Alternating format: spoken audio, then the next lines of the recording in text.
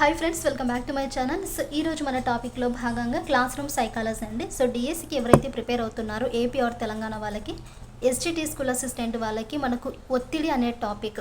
So ఈ టాపిక్కి సంబంధించింది మనకు సిలబస్లో యాడ్ చేస్తారు గత డిఎస్సిలో. సో మనకు యాజ్ యూజువల్గా ఈ సిలబస్లో కూడా యాడ్ చేస్తారు, ఎందుకంటే మారలేదనేసి మనకు తెలిసింది. ఎవరైనా సిలబస్ కన్నా చూడకపోతే నేను తెలుగులో చేస్తాను, వన్స్ ఒకసారి ఆ వీడియో చెక్ చేయండి.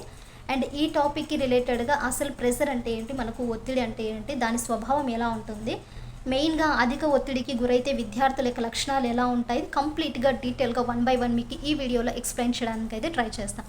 సో వీడియోని స్కిప్ చేయకుండా లాస్ట్ వరకు చూడండి. మీకు నచ్చితే మాత్రం ఒక చిన్న లైక్ ఇవ్వండి అండ్ మన ఛానల్ని సబ్స్క్రైబ్ చేయండి.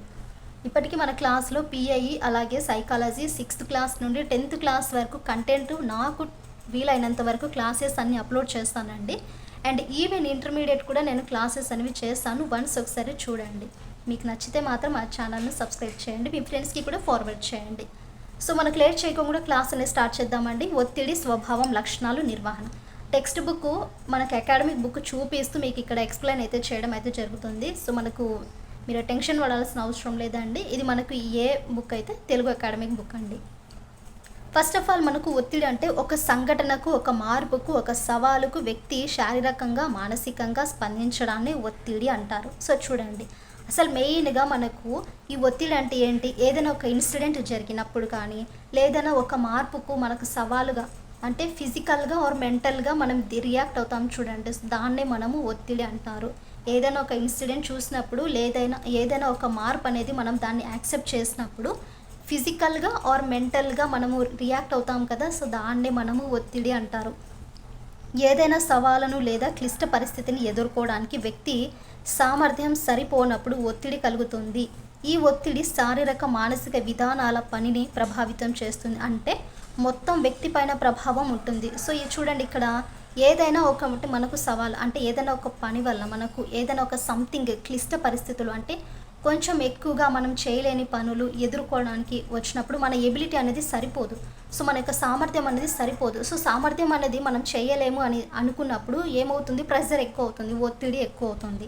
సో ఈ ఒత్తిడి అనేది మన యొక్క మెంటల్గా మనకు మానసిక విధానాల మన యొక్క పనిని అనేది ప్రభావితం చేస్తుంది. అంటే మెయిన్గా చూసుకుంటే వ్యక్తి పైన మనకు ఈ ప్రెషర్ అనేది ఉంటుంది, అవునా అండి. నెక్స్ట్ ఒత్తిడి స్వభావము. సో మరి ఒక ఒత్తిడి ఎలా ఉంటుందంటే అధికంగా అంటే మనకు ఒత్తిడి ఎక్కువైనప్పుడు వ్యక్తికి ఆలోచనలో స్తబ్దత ఏర్పడడం, జ్ఞాపక శక్తి సన్నగిల్లడం, చిన్న చిన్న విషయాలపై చిరాకు పడడం మొదలైన ప్రతికూల ఫలితాలు ఉంటాయి. సో ఇప్పుడు మనమే చూడండి, ఫర్ ఎగ్జాంపుల్ ఏదైనా స్కూల్లో మనం టీచ్ చేస్తున్నాము లేదా ఏదైనా ఒక వర్క్ చేస్తుంటాము, అక్కడ నుండి మనకి ఎక్కువగా ఒత్తిడిగా ఉంటే అప్పుడు మన మైండ్ సెట్ ఎలా ఉంటుంది, స్తబ్దతంగా ఉండలేము. సో స్తబ్దత అనేది ఏర్పడుతుంది. సమ్ టైమ్స్ మన యొక్క మెంటల్ పవర్ కూడా కరెక్ట్గా ఉండదు. సో అలాగే ఏదైనా ఒక చిన్న చిన్న విషయాలకు కూడా మనం ఎక్కువగా ఇరిటేట్ అవుతుంటాం. సో ఇలాంటివన్నీ కూడా మనకు ప్రతికూలమైన ఫలితాలు అనేవి మనకు కనిపిస్తుంటాయి. అలాగే ఒత్తిడి ఏమాత్రం లేకపోతే వ్యక్తి సోమరిగా ఉండే అవకాశము, ఏ పని పట్ల కూడా ఆసక్తి చూపించకపోవడం, ప్రేరణను పొందకపోవడం జరుగుతుంది. సో దీనివల్ల అడ్వాంటేజ్ ఏంటంటే మనకు అసలు ప్రెజరే లేదు అనుకుంటే మనం ఎలా ఉంటాము, సోమరిగా ఉంటాము.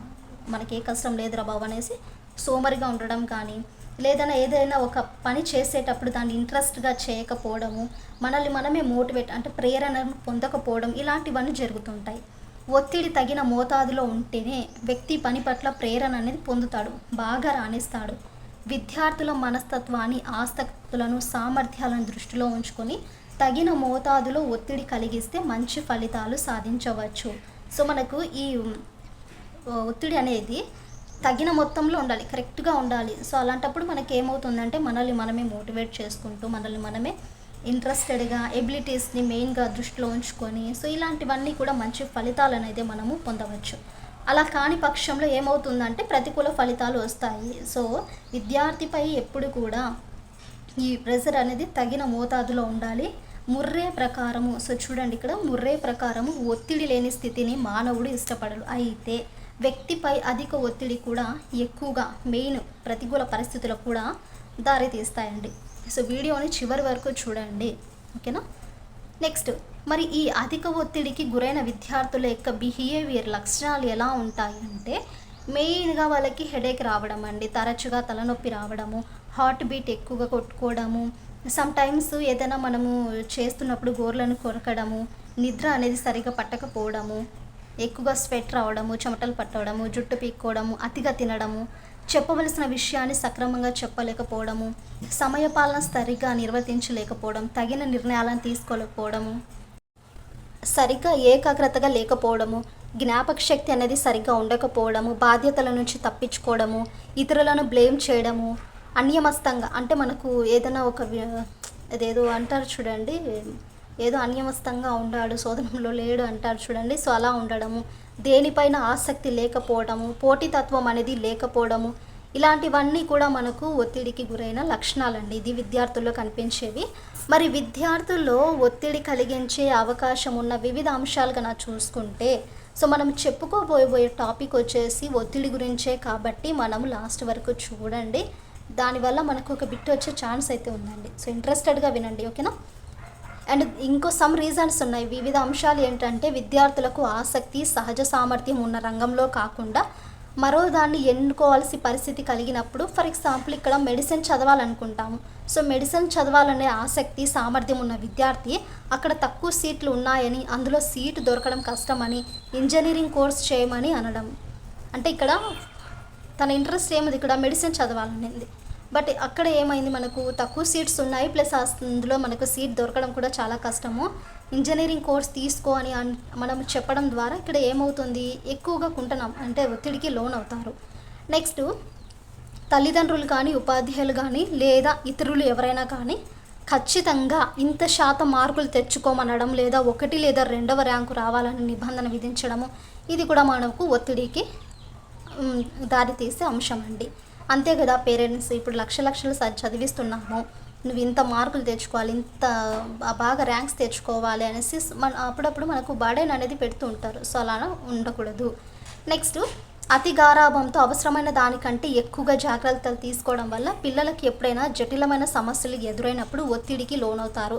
సో ఇప్పుడు మనము పిల్లల్ని ఏం చేస్తున్నామంటే ఎక్కువగా గారాభం చేస్తుంటాం, ఏదైనా ఏడిస్తే ఫోన్ ఇవ్వడము, సో ఇలాంటి సంథింగ్ రీజన్స్ అన్నీ మనం చేస్తుంటాం. అక్కడ ఏమైందంటే, ఇలాంటివన్నీ జాగ్రత్తలు తీసుకోవడం వల్ల పిల్లలలో ఏమవుతుందంటే, ఫర్ ఎగ్జాంపుల్ తనకి తాను ఏదైనా ప్రాబ్లం వచ్చినప్పుడు ఆ ప్రాబ్లమ్ని ఎలా సాల్వ్ చేయాలనేది తెలియక ఒత్తిడికి లోనవుతాడు. అవునండి. నెక్స్ట్ వన్, తల్లిదండ్రులు వారి పిల్లల భవిష్యత్తును గురించి అతిగా ఆలోచిస్తూ పిల్లల్లో భయాందోళనను కల్పించడము. నెక్స్ట్ వన్, ఇప్పుడు మనము ఒత్తిడికి గురయ్యే అంశం నేర్చుకున్నాం. ఇప్పుడు ఒత్తిడికి గురి కాకుండా ఉండడానికి తీసుకోవాల్సిన జాగ్రత్తలు ఏంటంటే, విద్యార్థులు వారి శక్తి సామర్థ్యాలను, పరిమితులను తెలుసుకునేటట్లు చేయాలి. విద్యార్థులకు ఉన్న శక్తి సామర్థ్యాలను వినియోగించుకోవడానికి కావలసిన వాళ్ళకి రీసోర్స్ ఉంటాయి కదా, సో ఆ వనరులన్నీ కూడా అవకాశాలను కల్పించాలంటే ఇక్కడ ఏంటి, వారికి ఏదైనా ఇష్టమైన రంగంలో రాణించడానికి, వారు వినియోగించడానికి కావలసిన రీసోర్స్ మనము వారికి అవకాశం అనేది కల్పించాలి. నెక్స్ట్, విద్యార్థులు వారి యొక్క శక్తి సామర్థ్యాలకు అనుగుణంగా సాధించగలిగే లక్ష్యాలను ఏర్పరచుకునేటట్లు, వాటిని సాధించడానికి ఒక క్రమ పద్ధతిలో శ్రమించేటట్లు వాళ్ళకి ఎంకరేజ్ చేయాలి. సో వారి యొక్క ఎబిలిటీస్కి అనుగుణంగా వాళ్ళు సాధిస్తారు, సో ఈ లక్ష్యాలను ఏర్పరచుకునేటట్లు వాళ్ళని మోటివేట్ చేస్తూ వాళ్ళని కష్టపడేటట్లు మనము ఎక్కువగా ప్రోత్సహించాలి. నెక్స్ట్, పోటీ ఎక్కువగా ఉందని విరామం లేకుండా చదవమని ఒత్తిడి చేయకూడదు. సో మనకు సమ్ టైమ్స్ ఇప్పుడు ఫర్ ఎగ్జాంపుల్ మనమే చూడండి, పోస్టులు తక్కువ ఉన్నాయి, సో ఎలా చదవాలి, పోస్టులు తక్కువ ఉన్నాయి, అరే మన డిస్టిక్లో లేవే, సో ఇలాంటప్పుడు మనకి ఏమవుతుందంటే ఇంకా ఒత్తిడి అనేది పెరుగుతుంది. ఇలా అండి. నెక్స్ట్, వైయక్తిక భేదాలను దృష్టిలో పెట్టుకొని ఇంటి పని అనేది ఇవ్వాలి. సో ఇండివిజువల్ డిఫరెన్స్ పిల్లలలో మనం చూసాము. సో ఎలా ఉంటుంది, ఒక ఉండే అబ్బాయి బాగా చదువుతాడు, ఇంకొకటి బాగా చదవలేడు. సో అలాంటి వాళ్ళను ఎక్కువ దృష్టిలో పెట్టుకొని వాళ్ళకి హోంవర్క్స్ అనేవి ఇవ్వాలి. నెక్స్ట్, అన్ని సబ్జెక్ట్స్ ఇంటి పని ఒకే రోజు కాకుండా రోజు కొన్నిటిని మాత్రమే ఇచ్చేటట్టు ప్లానింగ్ అనేది చేయాలి. సో అన్నీ నువ్వు చేసుకున్నారా అంటే చేసుకొని రాడు కదా, సో కొన్ని ఇస్తూ వానికి ఇలా మనకు ఒక ప్లానింగ్ అనేది ఏర్పరచుకోవాలి. నెక్స్ట్, నిరాడంబరమైన జీవన శైలిని అలవర్చుకోవడానికి వాళ్ళను ఎంకరేజ్ చేయాలి. ఇది మనకు ఒత్తిడికి గురి కాకుండా ఉండడానికి తీసుకోవాల్సిన జాగ్రత్తలు. నెక్స్ట్, ఒత్తిడి నిర్వహణ అండి. ఇక్కడితో ఈ టాపిక్ అనేది కంప్లీట్ అవుతుంది. నెక్స్ట్ వన్, ఒత్తిడి నిర్వహణ. అధిక ఒత్తిడికి లోనయ్యే పరిస్థితులను, ఏదైనా ఇన్సిడెంట్స్ను విశ్లేషించి దానికి రీజన్స్ తెలుసుకునేటట్లు చేయడము, శ్వాసక్రియ కండరాల తన్యత అంటే టెన్షన్స్ వల్ల మనము నియంత్రణలో సమ్టైమ్స్ ఉంచుకోవడము, ప్రశాంతంగా నిద్రపోవడము, జీవితంలో వచ్చే కొన్ని మార్పులు సహజము. సో వాటికి మనము ఏ మార్పుకైనా మనము రెడీగా ఉండాలండి. సో మానసిక శక్తులను వినియోగించుకోవడం అంటే మెంటల్గా కూడా మనం ఫిక్స్ అయిపోవాలి. సో ఇలా ఉండాలి అనేసి. నెక్స్ట్ వాస్తవిక దృక్పథం ఉండాలి. అధిక ఒత్తిడికి గురి చేసే పరిస్థితులు ఉంటాయి కదా. సో ఆ పరిస్థితులను, ఏదైనా సంఘటనలను అండ్ పర్సన్స్ను సాధ్యమైనంత వరకు దూరంగా ఉండడము, ఎక్కువగా ఆసక్తులను, సామర్థ్యాలకు అనుగుణంగా కార్యక్రమాలను ఎన్నుకొని అందులో పాల్గొనడం ద్వారా ఏమవుతుంది, మన యొక్క బాడీ అనేది మెంటల్గా మనకు ఉల్లాసము, అలాగే తృప్తి, ఫిజికల్గా ఆర్ మెంటల్గా ఆరోగ్యం పొందడము, నిపుణుల సహాయంతో ఈ టెన్షన్ తగ్గించే వ్యాయామాలు చేయడము, మనకు యోగా, ధ్యానం చేయడం, ఇవన్నీ కూడా మనము అలవాటు చేసుకోవాలి. సో ఇదండి ఒత్తిడికి సంబంధించిన A to Z మనకు అంశాలు ఏంటి అండ్ దాని నుండి బయటపడడానికి తీసుకోవాల్సిన జాగ్రత్తలు ఏంటి, నిర్వహణ ఎలా ఉండేది అనే 1 by 1 మీకు స్టెప్ బై స్టెప్ నేర్పించాను. ఇంకా మీకు వీడియో చివరి వరకు చూస్తారని అనుకుంటున్నానండి. మీకు నచ్చితే మాత్రం ఒక చిన్న లైక్ ఇవ్వండి, అలాగే మన ఛానల్ను సబ్స్క్రైబ్ చేయండి.